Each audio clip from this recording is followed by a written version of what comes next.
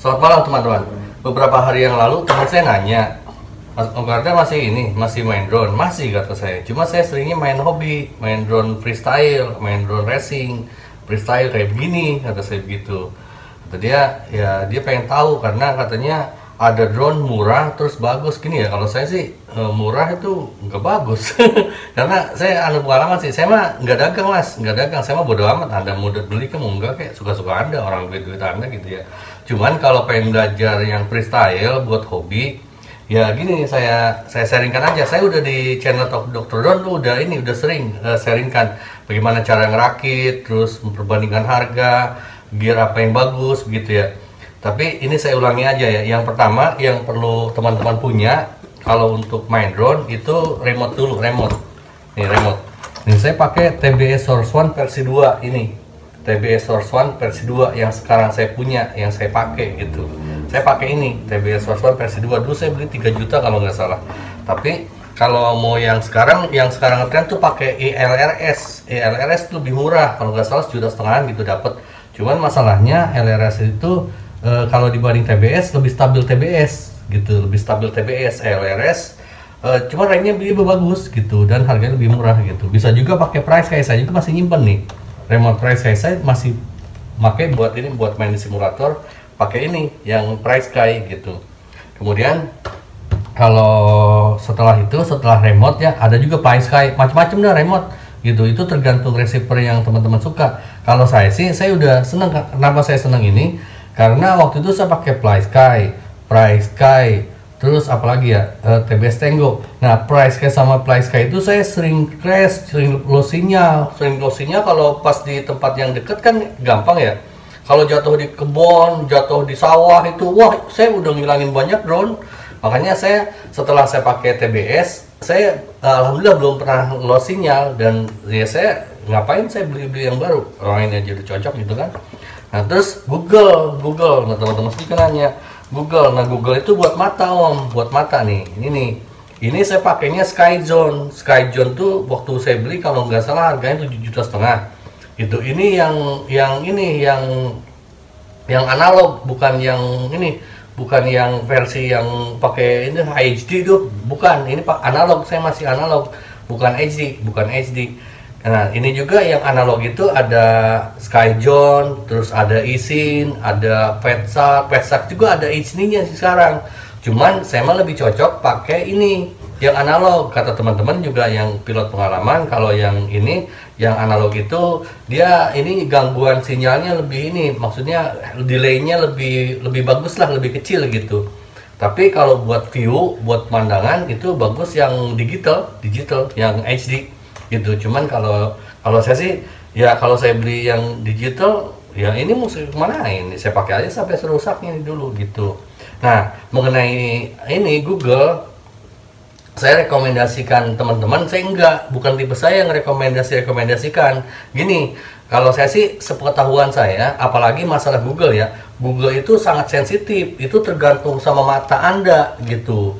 Cocok kata saya belum tentu kata anda cocok belum tentu kata saya. Itu tuh harus dicoba dulu. Makanya saya menyarankan ke teman-teman kalau mau nyoba EPP itu datang aja ke grup gitu kan. Google banyak tuh, pinjem satu-satu gitu ya, inilah yang kenal gitu. Nanti kalau yang merasa cocok itu baru beli.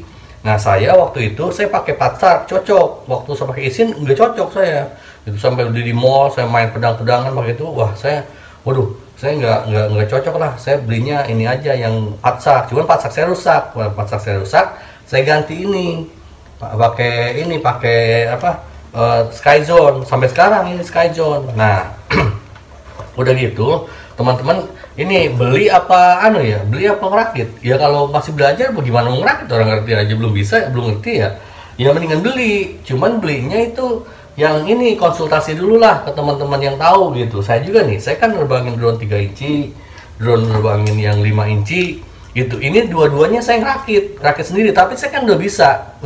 Nah kalau belum bisa itu bagusnya coba-coba dulu, coba-coba yang punya temen gitu. Susah asik. Hobi ini ribet karena kita belum tahu gitu, kayak ngaturnya kayak pacaran lah gitu teman-teman gitu. Kalau kita main drone kan kayak ini pacar ya, kita PDKT-nya itu yang boros banget gitu. Untuk kita taunya itu, kita belajarnya sampai bisa itu yang boros banget.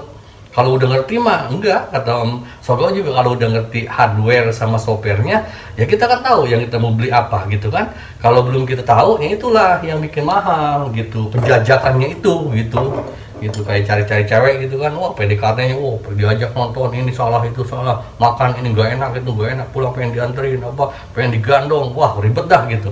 Tapi kalau udah ketemu yang cocok, ya udah cocoknya itu gitu kan, udah jangan ganti-ganti. Nah gitu. Nah sekarang sekalian saya ini pengen sharingkan pengenalan ya buat teman-teman yang pengen mau coba drone FPV gitu ya, drone hobi gitu nih.